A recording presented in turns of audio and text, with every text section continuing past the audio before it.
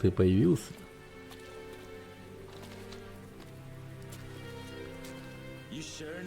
А ты, несомненно, знаешь, как устраивать вечеринки.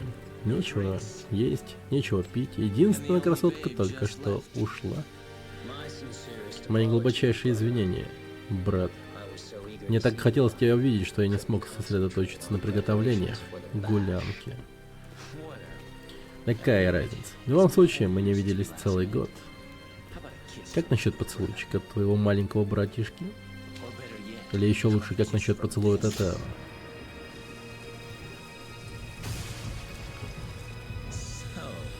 Вот что называется сердечно-семейной встречей, да?